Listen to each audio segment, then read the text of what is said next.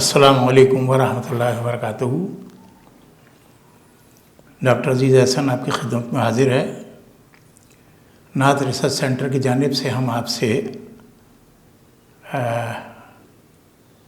بعض کتابوں کے حوالے سے گفتگو کرتے ہیں، کتابوں کا تعارف کراتے ہیں یا نعت گو شعراء کا۔ آج نابغہ روزگار عبدالعزیز خالد کا ذکر ہے۔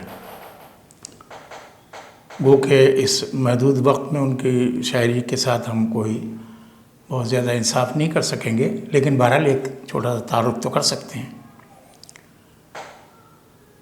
عبدالعزیز خالد عربی، فارسی، سنسکرت، پنجابی، اردو، انگریزی، ہسپانوی ساری زبانیں جانتے تھے، اور کہیں نہ کہیں اپنی شاعری میں وہ الفاظ بھی استعمال کر لیتے تھے، اس کے لیے فرنگ بھی دینی پڑتی تھی۔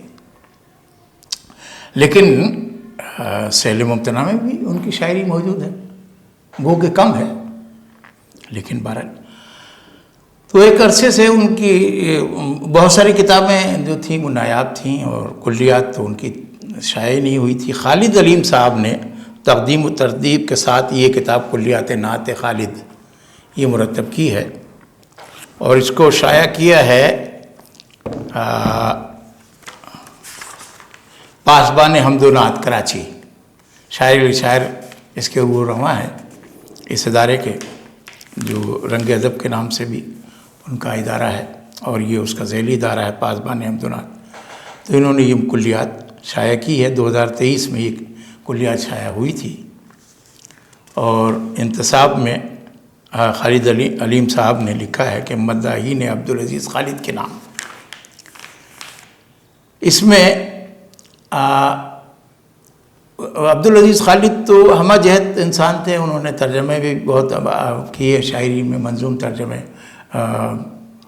عالمی ادب سے انتخاب کر کے بہت ساری چیزوں کے انہوں نے تراجم بھی کیے، خود غزل بھی کہی، بہت زیادہ غزلیں کہیں، نظمیں بھی کہیں، لیکن یہاں پر ان کا نعتیہ کلام ہے۔ اس میں فارخلیط جو سب سے پہلے 1964 میں شائع ہوا تھا، بہت تفصیل سے انہوں نے ایک قصیدہ لکھا تھا، مکمل کتاب میں ایک قصیدہ ہے۔ پھر منہمنا صلی اللہ علیہ وسلم، یہ اس کی اشاعت 66 میں ہوئی تھی۔ ہمتایا اس کی اشاعت 76 میں ہوئی تھی۔ ماز ماز اس کی اشاعت 79 میں ہوئی تھی۔ تاب تاب اس کی اشاعت 81 میں ہوئی تھی۔ عبدہو اس کی اشاعت 82 میں ہوئی تھی، 82 میں۔ اور پھر نعتیہ رباعیہ مطبوعہ رباعیات لحن سریر سے انہوں نے، جس کی اشاعت 1967 میں ہوئی تھی، اس میں سے انہوں نے وہ نعتیہ رباعیات اس میں شامل کر لی ہیں۔ یہ ظاہر ہے کہ ایک بہت بڑی شخصیت، مطلب یہ کہ نعت کے حوالے سے، مناقب کے حوالے سے اتنا بڑا کام اور اتنا ہمہ جہت کام کسی اور شاعر کا نہیں ہے جتنا ان کا ہے۔ پھر اس میں تنوع ہے زبانوں کا۔ میں کہیں کہیں سے ان کے اشعار آپ کو سنا دیتا ہوں، اور اس سے آپ کو اندازہ ہوگا کہ کس قدر قادر الکلام شاعر تھے۔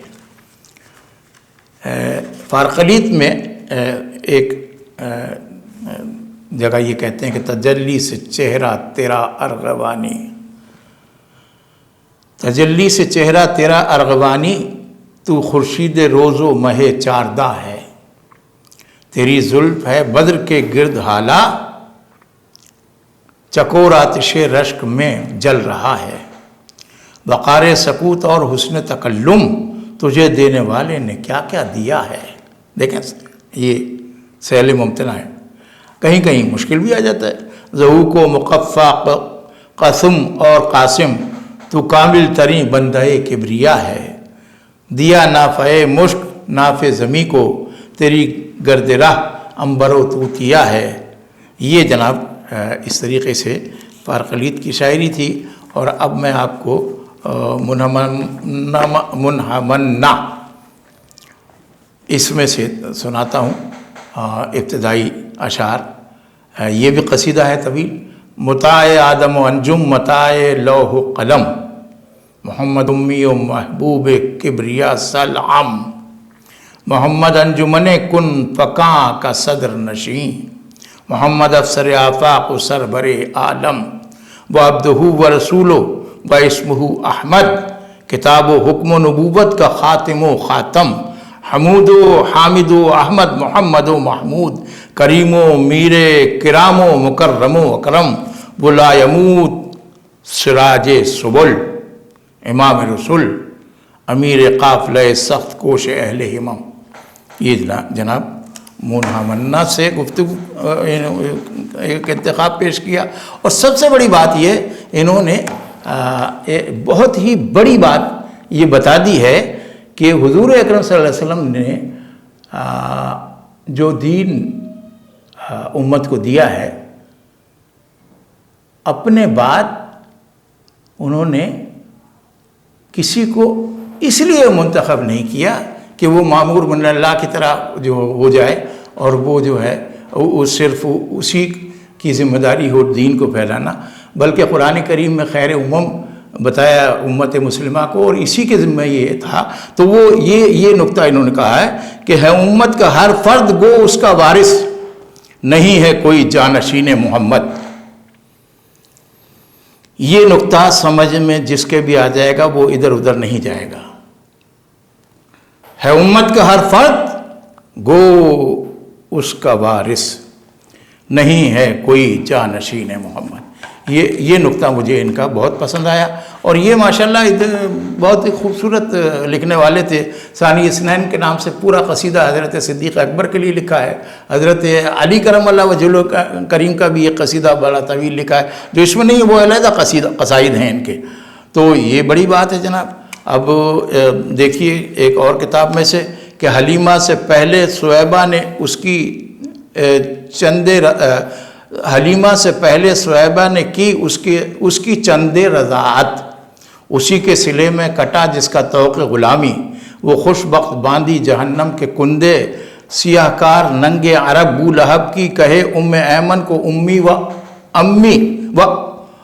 و امی ہے خود قول جس کا انا رویا امی، جو ام القریٰ کی بھی نسبت سے امی، وہ امی مدینہ علوم لدنی کا ہے جس کا سینہ، نہیں جس کو چرخ بری پر پہنچنے کو درکار زینہ، ہے جرقہ افلاک میں جس کا اسرا بالعبد سفینہ، شمیم گلے ترک و شرمائے جس کا پسینہ، غلامی پر جس کی کریں فخر زید و ربا ہو سفینہ.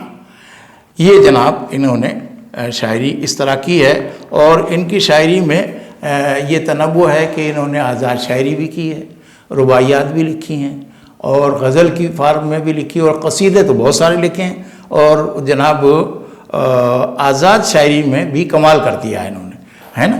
تو یہ چھوٹا سا تعارف میں کرا سکا ان کا. عبدالعزیز خالد کو بہت ہی زیادہ اہمیت اس بات کی حاصل ہے کہ انہیں قرآنی متون پر، احادیث پر، حدیث کی معلومات بڑا یہ جانکاری حاصل تھی انہیں، اور ان کی روشنی میں انہوں نے جتنی بھی تلمیحات کی ہیں اس کی سند موجود ہے. بغیر سند کے انہوں نے کوئی بات نہیں کی. انہوں نے جتنی بھی زبانیں استعمال کی ہیں ان کی کہیں کہیں فرنگ بھی پیش کر دی ہے. اور یہ اتنا ثروت مند کیا ہے نعتیہ شاعری کو کہ میرے خیال میں گو میرا مطالعہ بڑا محدود ہے، لیکن میں پھر بھی کسی طریقے سے وثوق سے کہہ سکتا ہوں کہ اس سے زیادہ زبانیں استعمال کرنے والا شاعر کوئی ان کے علاوہ نہیں ہے جو نعت میں اتنا اور اتنے انہماک سے مسلسل انہوں نے کام کیا ہے کہ اللہ تعالیٰ ان کے درجات بلند فرمائے. نعت کے حوالے سے اس سے بہتر متن بہت مشکل ہے جو کسی نے اتنا کچھ دیا ہو. اللہ تعالیٰ ان کے درجات بلند فرمائے. عبدالعزیز خالد کی شاعری پر بس اتنی ہی باتیں مجھے کرنی تھیں، ورنہ تو گفتگو لمبی ہو جاتی ہے. کہ مجھے اپنا ہی ایک شعر یاد آتا ہے کہ کم لگے فرصت حیات مجھے جب کبھی تیرا ذکر چل جائے.